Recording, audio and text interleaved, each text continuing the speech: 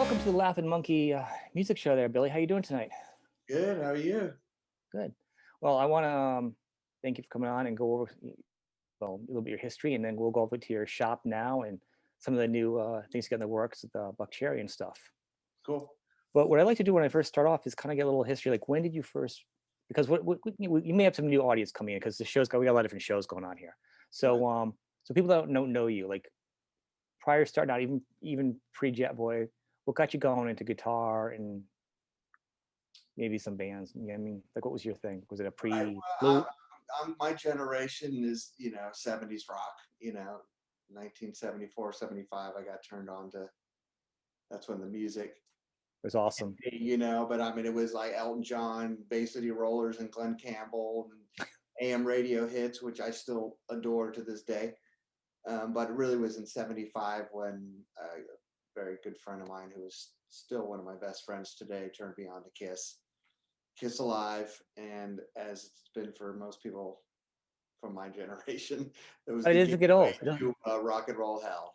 You know? Yeah, I love to answer from everybody because I don't know. I don't think the story gets old. People have that same thing. I hear Kiss a lot. Yeah, It's yeah. crazy. They were the Kiss for me. Kiss, Aerosmith, Cheap Trick, and some obscure stuff in the '70s, which still are some of my favorite bands, like Stars and Angel and Yeah. Piper and some of the rare underground stuff. But was the That's Kiss one? really Was when I got that's when I really got into music. It was Kiss really changed it all for me. So the album covers too kind of made it even more fun. well, of course, yeah. I I mean, I mean, remember my mom had I'm 50, so I mean, coming across like like Meatloaf Bad Out of Hell, and you saw the demons and stuff. I was like, oh, this is the coolest album cover ever. oh yeah, and yeah, you drop the needle, and the songs are just masterpieces. They're epic. I mean, I like literally from beginning to end, that album is just a master. It is. Diamond, man, it's incredible. It is. Yeah. So from there, clearly Kiss. Did you do a lot of high school bands or just kind of? Yeah. I mean, I got I was into the whole '70s thing, and then here comes Van Halen. I was lucky enough growing up in San Francisco in the Bay Area, which is the creator of concerts, Bill Graham. So at a Oh yeah, very young age, I was going to shows. By 1977, I was going to shows. I was like 10, 11 years old. it was like $1.25 a ticket too, wasn't it? Crazy, like crazy tickets back then. Kiss was my second show with Cheap Trick in '77. The day Elvis died. You know, Wow. so so I got turned on to a lot of stuff. '78, I go see Aerosmith a day on the Green. The opening band's this band called Van Halen. Man. 1978, and then the next band's AC/DC. I'm like, oh, who are these guys? And so on. Pat Travers, Foreigner, and just that whole era of music. It just exploded. And yeah, me and a good group of friends who, neighborhood and school, we all, like, around America, we all gravitated to it, and our lockers were filled with pinups from Circus to Cream and Hit Parader magazine, and that's kind of that was it for me. I really went to the other direction too when the Pistols came out and the Mhm. Clash and Dead Boys. I really got into the punk stuff, and then new wave of British heavy metal. I got really deep into that, and and that was probably when I was playing guitar, picked it up again from my buddy who turned me on to Kiss. He played guitar. I got my first guitar, his hand me down. He's like a year or two older than me, and just yeah, it just went from there. First band was like covers, in my eighth, ninth grade, playing Rocks Off by Def Leppard and Phantom of the Opera, Iron Maiden, and all that stuff, and then started going to club shows, and that's where it really kind of changed. And you were still in San Francisco at this point, because at some Still, point you were transplanted over, yeah, right? still San Francisco, yeah, and I was like, proper SF. I wasn't outskirts Right. Oakland or anything like that. I was in the heart of the nuttiness. So, and then I was pretty young, 17 when Jetboy started. So this whole wave MTV started, and here come bands like Lords of the New Church and Yeah. Discover Hanoi Rocks, and all this, like, really kind of over the other side of the world bands. Now, how'd you end up over to with the Jetboy then from San Francisco? It was just, I always wanted to, I guess I always wanted to, at one point I wanted to start a band, and the other guitar player, Fernie, we met at a show, a club show. hit it off, started hanging out, and we just were into the same thing. And he's like, we should start a band. It was pretty much like that, and that's when him and I discovered Hanoi Rocks, and we were really into Kicks, the early Kick stuff, Yep. Lord's in the Church, early Billy Idol, and all the MTV stuff, but also the underground stuff. And there was a movement starting in San Francisco and LA, of course, Yeah. which within probably a year, we had Jetboy formed in '84. Wow. Or '83 technically. We started playing in '84, and and then from there on, it was just, yeah, really, it happened fast for the band locally. We were packing clubs within a year. We were like a headliner, Wow. packing 400 or 500 people in the rooms. The same lineup though, from the beginning, pretty Same much. lineup all the way up till we got a record deal in '86, and then we had a member shift with our bass player Todd. Todd, Yeah. and then which that's a well documented story. Yeah, we don't have to go there. Yeah, exactly. That's like it's what it is. It's sad, but Yeah, it's a sad story. It's just one of those ones. There were many to follow, and there were many prior. yeah. No lessons learned. That's the biggest shame. Yeah. That's just, yeah. I guess when it gets to that stuff, you got to learn on your own. So, but yeah, we scored Sammy Offa from Hanoi Rocks, and Yeah, that's awesome. that was, yeah, it was huge for us. That was So, actually the first time I think I heard you guys too. I remember hearing Jetboy and then that and then the song like all around the same time because being over from here in New England, it wasn't like you had the internet and everything. You got Hit Parader, you had Circus magazine and yeah. a shot here on MTV of 10 seconds of this. So like, or a record store, we was coming Mhm. in there. But I loved Hanoi. So when I heard that, that just gave like more credibility to you guys. My eyes. Right. Like, oh, Right. well, he's not going to be with a bunch of Yeah, same exactly. game. It's so funny. The history with Jetboy, we got signed. It was us and Guns N' Roses and Poison. We were kind of like the three, and at LA Guns and Faster and all that. But we were the first three to really get deals, and then we got dropped from Elektra after we finished the first album. And it it swallowed up a whole year for us. So by the time the album came out, it seemed like we were followers because there were so many bands You that lost your momentum. totally lost momentum, and that was the most difficult thing for us, I think, and that's what really kind of threw us out of whack. I think the machinery for that for the whole time period was just a nightmare. I don't know how any bands make it. Like I just hear how bad it was for you guys, like with the record labels and just shifts and the change and they drop somebody, you climb back up. It's like shoots and ladders. It's like a nightmare. Yeah, that's how it is. But I mean, I look at some of my favorite bands today. It's the same story. Like, why weren't they humongous? Oh, Why wasn't Stars one of the biggest bands next to that's more of a mystery. I think like if you look back in the 70s, remember you could take a band, you can kind of come in and be like, all right, they sold X amount of units, did okay, Yeah, a decent investment. Go back on the road again from the year. Next yeah, album, a little bit bigger. yeah, You build an audience, you build a career, 10, 15 years. You're there. You're Aerosmith. God, if right, Aerosmith had to go off their first couple albums, or you know what I mean, they had some good albums, but if you're based on being platinum sellers, it's not gonna happen, man. right. Yeah, And all of a sudden in 86 to 90, or yeah, even 91, before grunge, I mean, it was on its way. It was eating itself at the end. right. So many unoriginal bands, but at that point, there was no. How do you grow in 2 or 3 years? Yeah, it changed. I mean, the whole mold changed. I mean, You in got the to be an 70s, explosion. that's how deals were. They were development deals, so they developed the artist, so they did one record, two records, and three, hoped that it was going to hit with a single and all that. But then prior to that was the singles world where it was all about the single. And then the '80s came and it kind of shifted to just more than one single. And, the bands that were the radio hits were Yeah, Duran and Billy Idol and Prince and Kaja Gugu. right. It was until like Quiet Riot really They broke it. the hard, heavy, distorted rock. I think they were first in line. I mean, they really had it. But I think if you look at was it the 3 day festival, that was pretty much it. I mean, it was on its way coming out. Yeah, I think metal was coming. They were right, just riding the wave. I mean, they put the time in, and the music was there. You know what I mean? right, So right, they were right for the picking. right, right. But it was a good time for them, for anyone really. Hmm.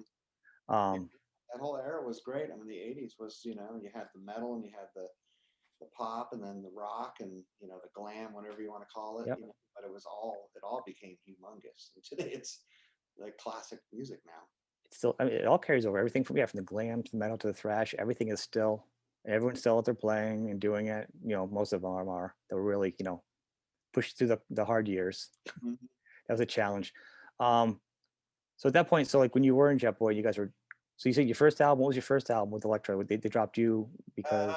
We recorded the first album in '87, and it was to be released in '87, and Yeah. then we got dumped at the end, like by the end of the year, and then the album came out in '88. It got picked up by MCA, and they bought the masters, and we recorded one song and new song and put it on there, and then didn't come out to the end of '88. So it was really a whole year. It's hard. I think MCA didn't really promote a lot of rock bands either. They had a couple on there, but Yeah, yeah, it's a tough one, man. I know MCA. It's funny because you think the '70s, you think, well, they had the Who and Skinner and Elton John, and they were like right. super credible label. But then Those are. even Tom Petty. I mean, yeah, it's just how it I goes. mean, there's only a few rock bands on there. I was talking the other day about it. It's like, was it like Cold Sweat, and there's a couple bands out there. It wasn't, MCA was known as being. I think we jumped through the hoop quick. We got dropped, and we were just like on that roll, and everything was going our way, and then that hit, and yeah, it was a nutty year. That whole '87 was a crazy year for the band. You but know. you got the first album out came out, and then you obviously Feel the Shake did good, Yeah, and I mean, then relatively did well. Not what some others did, but you know, still, right, we became branded. Where today it's like the band's, still the name. I always say the name's bigger than the band. People know who we are, but they're like, "Oh, I never heard you guys." And really, yes, I get a lot of that. Yeah, like the name is, it's of course with the connection with Guns N' Roses and our relationship. We've been in all the books and autobiographies and stuff. So, you know, well, yeah. I mean, the Todd connection really always kind of definitely guarantees you the yeah, talk of the band is being exactly. friends, and then Hmm. it's such a tie-in. I mean, because Todd was on tour with them, right, for a while, so that's when everything happened. He went to England with them when they did Yeah, the marquee shows. right. So within '87, we had to let go of Todd. We gained Sam, and then we did the record, and then we got dropped from the label, or we didn't even get dropped at that point. Then we opened a Day on the Green in '87 in Oakland with Motley, Whitesnake, Poison, and Jetboy, and we got in a car wreck on the way up, and suffered a compound fracture to my right arm, so I was in the hospital for 5 days, and then 2 months after that, the band got dropped. You Yeah. know, so it's like '87 was like, wow, that was our 2020. What was the story? You're like, I want to go on. I want to play anyhow. You were.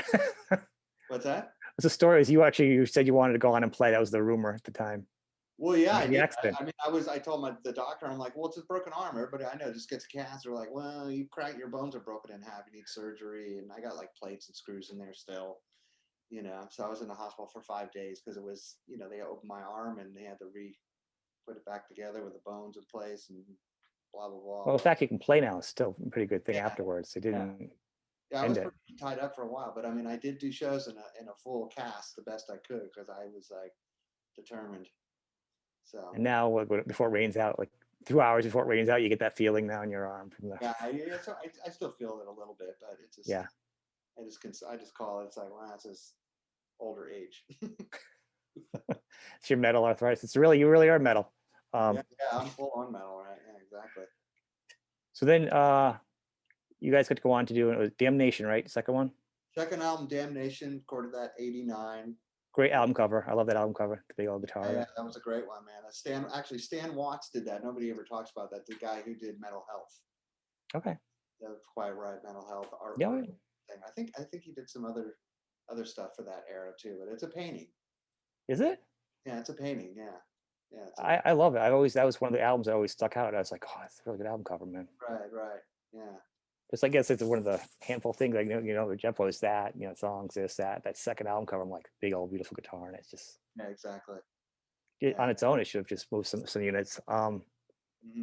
So that was you obviously you toured on that for a little bit, right? Yeah, we toured on that for just a blink. It was real short. When that come out? Was it 90, 80? I don't remember. Was it That 90? came out in like September, I believe, of '90. Okay, so it was 90. Yeah. So that's when things started to change Yeah, quickly. that's right. Yeah, not even knowing. Everybody started to dress down at that point, but the big the Seattle tidal wave was coming, and the tsunami of Seattle bands, and they destroyed LA, but in a good way. I mean, it was that this way it goes. I mean, it's all music genres. Nothing stays on top forever. I think there was a point where part of it was becoming its own parody of itself. Right. If you look at all the bands that were credible, there's a certain amount of them, and it didn't happen to grunge too. Sure. You look at the top, 5 or 10 bands that were great. You know what I mean?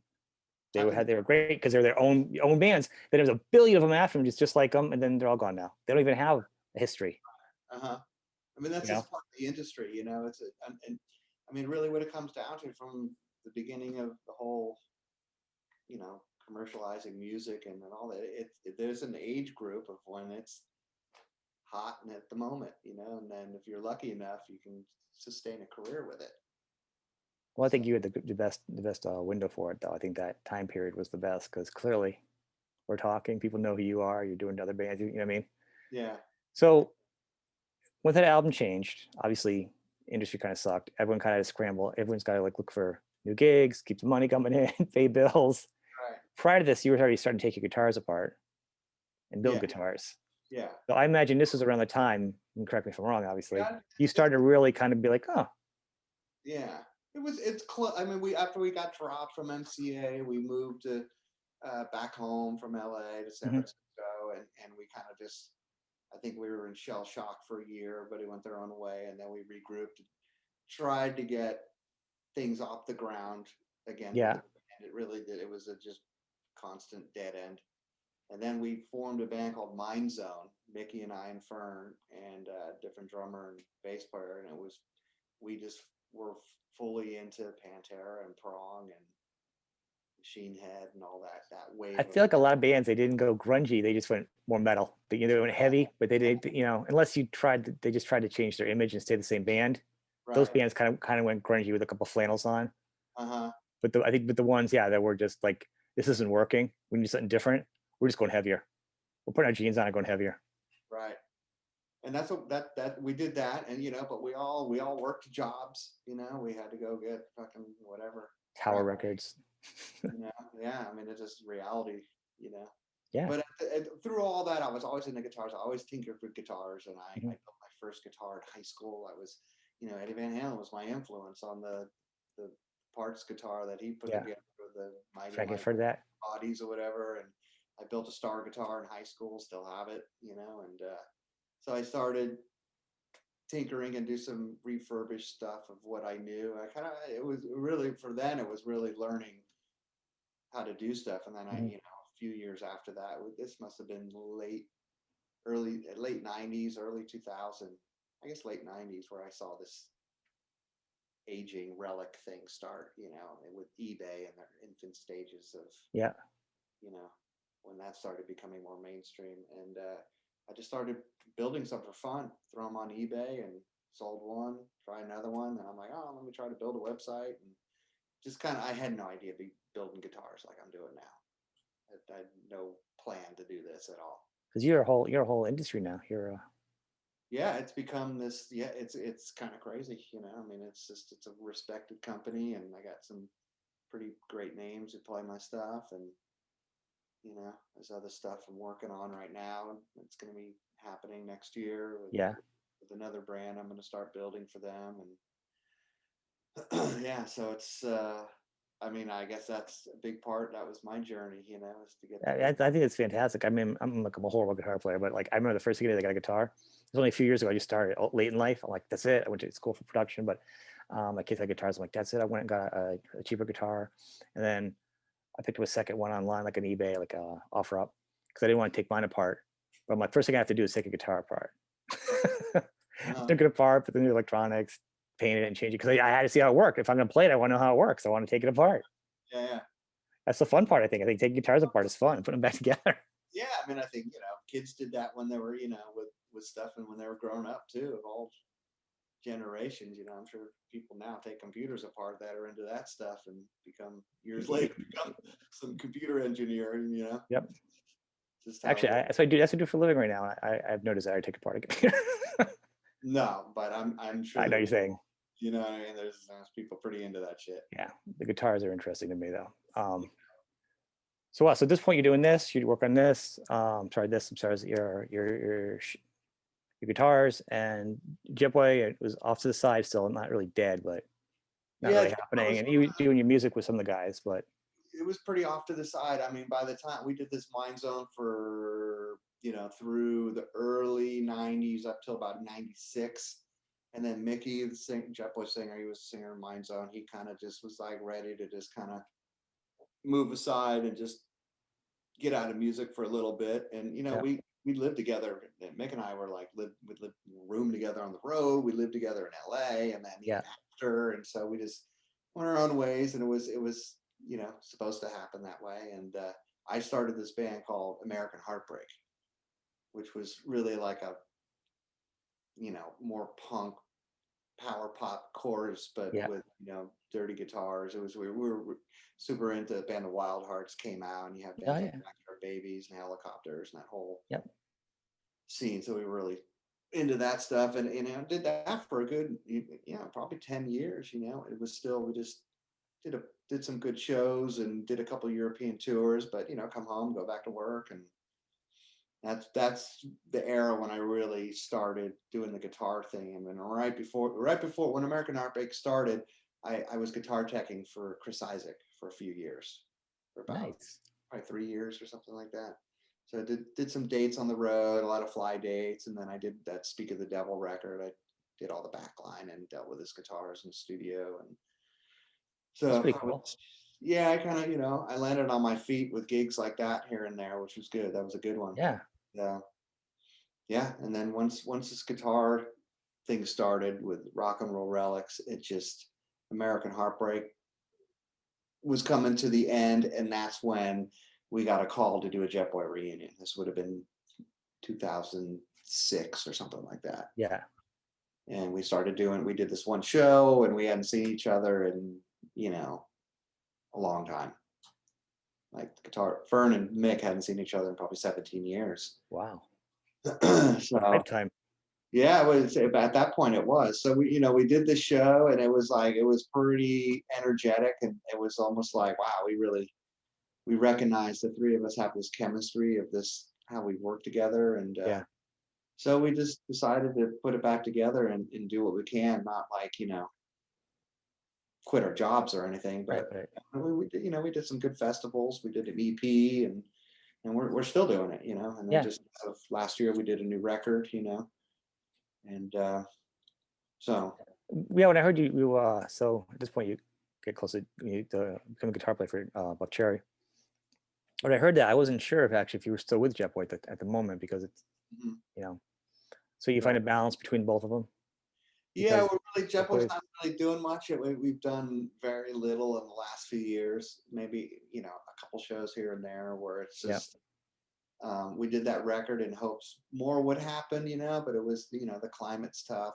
Again, that's where it's a tough one for the band. It's like it's known to a degree into a certain part of the industry, but not enough to, it's really to tough. get the fly out dates on the weekends. Yeah, Those paying fly out dates and come back to your house for the week. yeah. Well, I mean, we did some of those, but even those are tough for us, with it's really squeaking by with the budget. So, Yeah, but that's all right. I mean, we just got asked to do a covers record just recently, so we're going to work on that. those are fun. Yeah, it'll I be love I love when covers. I love when another band has a bunch of covers. I love them. I don't know. yeah, it'll be fun, you know. And So how'd then you end up? then the Buckcherry thing came along. How'd So that come up? You well, friends or? yeah, but Stevie and I became friends. It's probably been, God, over 10 years now, and Mhm. over guitars. And he Jetboy was the first band he saw when he moved to LA, and history. And so we click on many levels of things in Yeah, life, other than music.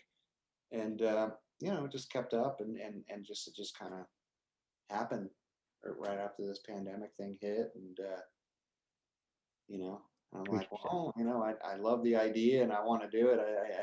I got more balls to juggle these days in my life, but I just thought about it and just, he knows my situation with Rock and Roll Relics, and I go, when an opportunity knocks, you got to answer. And I'm just That's like, a good one too. They're a good band. So oh, they're a great band. I love them. I mean, they're wow. straightforward rock and roll band, great songs. They got the whole thing going.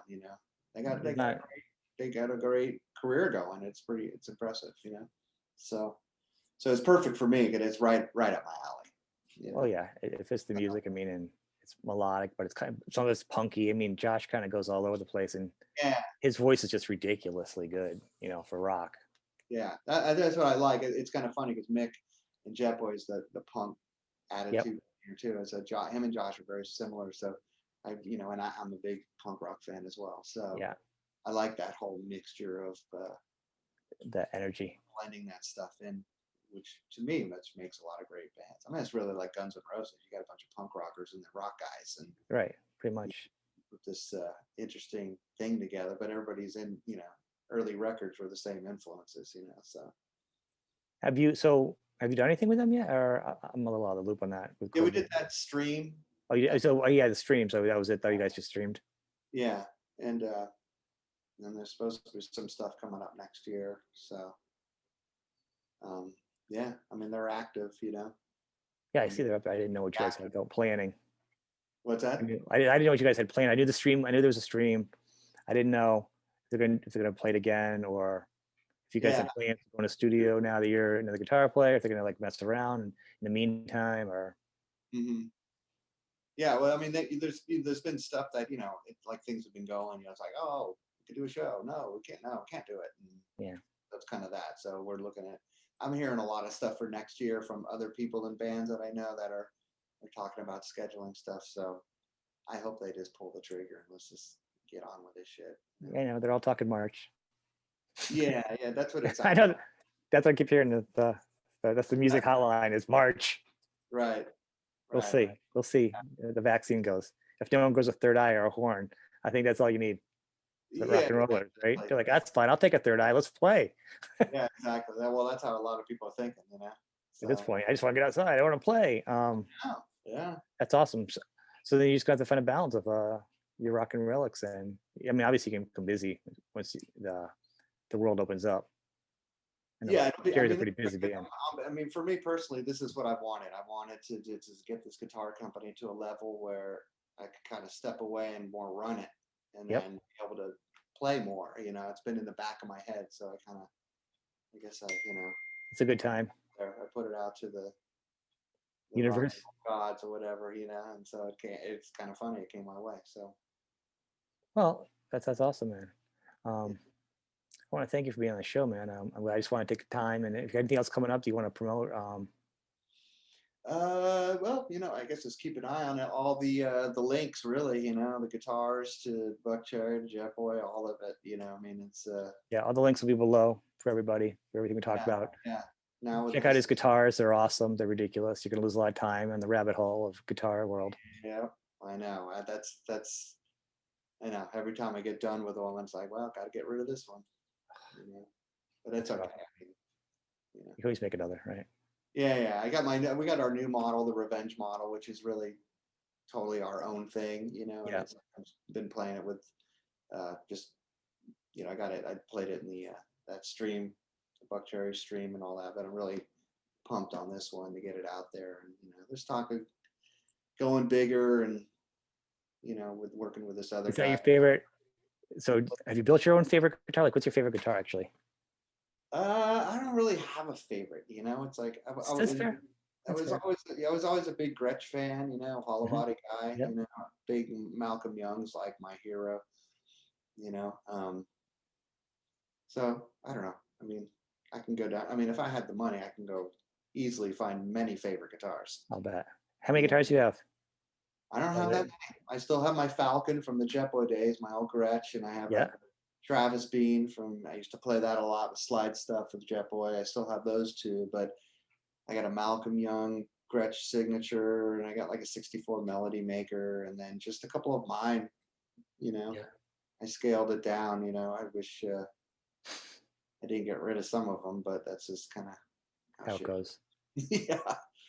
I hear that a lot. Once you hear one guitar, you're like, oh, I've done that before. I'm like, even though they weren't expensive guitars, I'm like, oh, I did work on it though. Now I kind of wish I kept it, but Right. Well, if everybody knew in the '80s what a '59 Les Paul was going to be worth, you wouldn't have there traded wouldn't, it for the there wouldn't Jet. be any now.